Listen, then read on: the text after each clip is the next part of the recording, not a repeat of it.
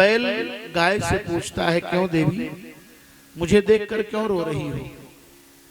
मेरे 3 पैर कट गए इसलिए रो रही हो? अथवा तुम्हारा कोई प्रिय व्यक्ति घर छोड़कर गया है, अभी तक लौटा नहीं, इसलिए रो रही हो? या तुम्हारे ऊपर कोई लगता है विपत्ति आ गई हो? अथवा तुम्हें यह लग रहा हो कि भगवान के जाने के बाद हमारे ऊपर दुराचारी शासक शासन करेंगे? तुम्हारे रोने का कारण क्या है?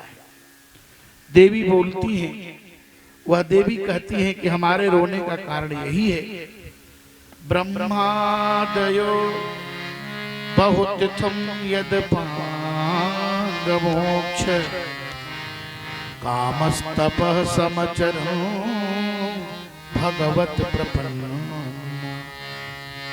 शास्त्री स्ववासमरविंद बनो विहाय यत पाद सौभगमलम भजते नुरक्ता।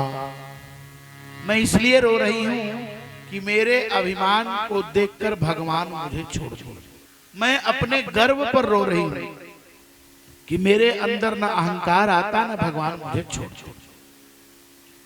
यह संवाद कहां चल रहा था? कश्मीर में।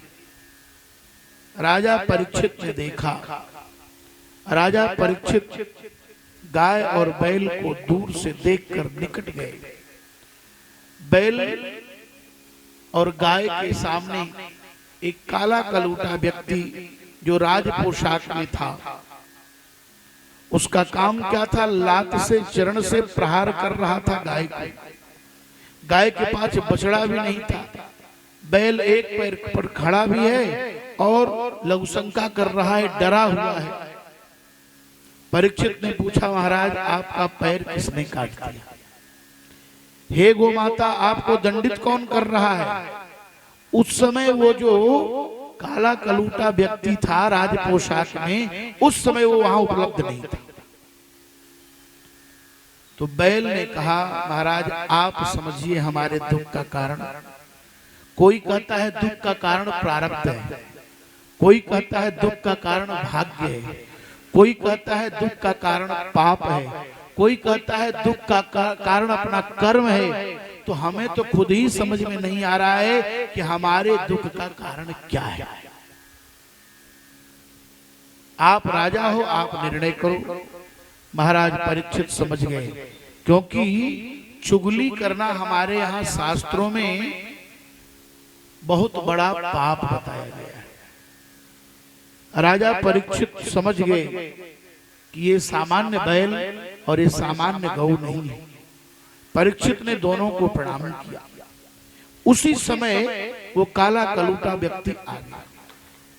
जब आया तो राजा परीक्षित ने तुरंत तलवार निकाली और कहा, नते गुडा के सयशोधराणा बद्धांजलिर्वै भयमस्ति किंचित् नवर्तितव्यं भवता कथंचन क्षेत्रे मदीये त्वमधर्म बंधो। हे अधर्म बंधु, मदीये क्षेत्रे, मेरे क्षेत्र में तू जानता नहीं नटे गुटा के सयशोधराणा, मैं अर्जुन के वंश में पैदा हुआ हूं, तेरा सिर अभी काट लूंगा। ज्यों तलवार निकाले चरणों में गिर पड़ा। परीक्षित जी महाराज को दया आ गई, पितामह की बात स्मरण हो गई। क्यों? बोले शरण में शत्रु भी आ जाए तो क्षमा कर देना। बोलो तुम कौन हो? कहा महाराज मैं कल। अरे मेरी राज्य में तू कैसे आ गया? निकल जाए यहां से। उसने कहा, कहां जाऊं? यत्र क्वचन वत्स्यामि सार्वभौमत्व प्रयाज्ञया। जहां देखता हूं वहीं आपका राज्य है। राजा परीक्षित के राज्य में सूर्यास्त नहीं होता था। परीक्षित जी के राज्य में कभी सूर्यास्त नहीं हुआ। इसका मतलब यह था कि भारत बहुत विशाल था। परीक्षित जी महाराज ने कहा कि मैं 4 जगह तुम्हें रहने का स्थान दे रहा हूं। सूत जी कहते, द्योतम पानम स्त्रियः सूना यत्राधर्मश्चतुर्विधः। द्यूतम पानम स्त्रियः सूना। द्यूत मतलब जुआ, जुआ में कहा असत्य के रूप में, शराब में मद के रूप में, और स्त्रियों में मतलब व्यभिचार के स्थान पर कहा काम के रूप में, और जहां जीव हिंसा होती है वहां बैर के। चार जगह चार प्रकार से तुम निवास करो। कलयुग ने कहा महाराज हमारा एक गुण भी है। क्या? कहा हमारे युग में जो भगवान नाम का गायन करता है उसे भगवत दर्शन प्राप्त हो जाता है।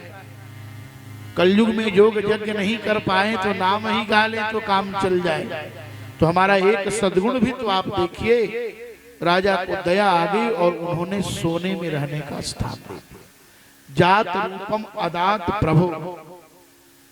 तो इसका मतलब यह हुआ कि सोने में कलयुग रहता है? नहीं नहीं, उस सोने में कलयुग का निवास होता है जो अनीति से अन्याय से ठग करके किसी को इधर उधर करके अथवा किसी का चुरा करके जो सोना लाया जाता है उसी में कलयुग का वास होता है। राजा परीक्षित कलयुग को रहने का स्थान दे दिए। एक दिन की घटना इधर